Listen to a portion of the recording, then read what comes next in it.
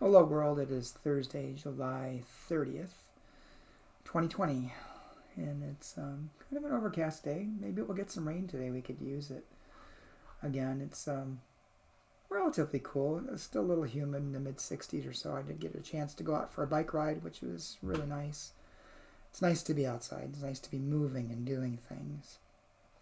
Today I'm going to once again read from the devotional Rise Up, Spirituality for Resistance, written by the Stillspeaking Writers. And the devotional I've selected for today is entitled Perspective, written by Tony Robinson. And Tony writes his devotion based upon 1 Kings 19, verse 13, which says simply, "What are you doing here, Elijah?" And Tony writes, "Sometimes you feel alone.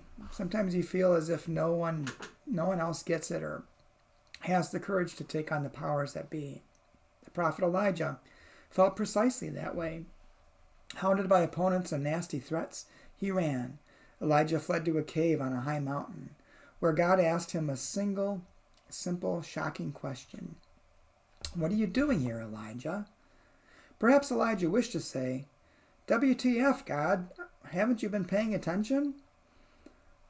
What he said was, 'I've been very zealous for the Lord, the God of hosts.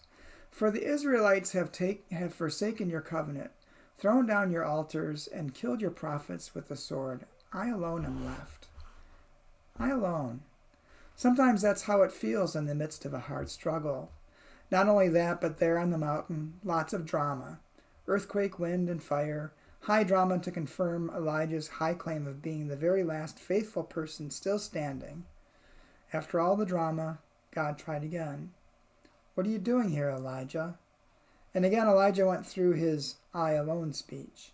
But Elijah had it wrong. Despite all the speeches, Elijah wasn't the last faithful person. And despite all the pyrotechnics, this wasn't the end. 'Go, return,' said God, who gave instructions to Elijah on identifying next generation leaders, after which God noted that there were actually thousands of faithful people left. In the midst of the struggle, you can feel alone, and there can be a bit of self-dramatization in that, even a bit of grandiosity. God reminded Elijah, and reminds us all at such moments, to climb down from our high, lonely perch, to keep things in perspective. Do your part, share the work, prepare new leaders, and know that there are many more faithful people out there than you had thought or imagined." And Tony's prayer. God, may we take you and your calling to us more seriously, while taking ourselves just a little less seriously. Amen. Yeah, I think it's hard sometimes to maintain that kind of perspective during this time of the coronavirus, when we really do feel alone, because oftentimes we are alone. We're stuck in our houses or in our workplaces, isolated, unable to be with people. But we're really not alone.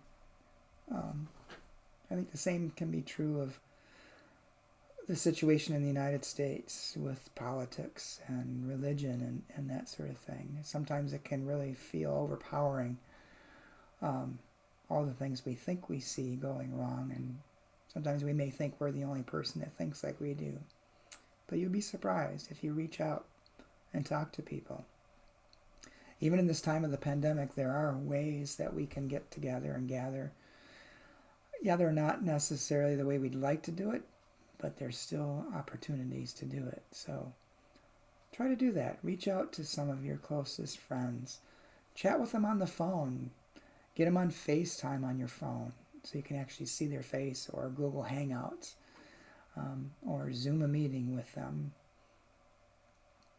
Maybe even go back to the old-fashioned way of writing a handwritten letter.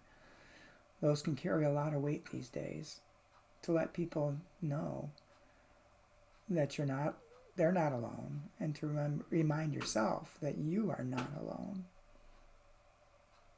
There's a lot of opportunities out there. Don't give up. Keep fighting the good fight.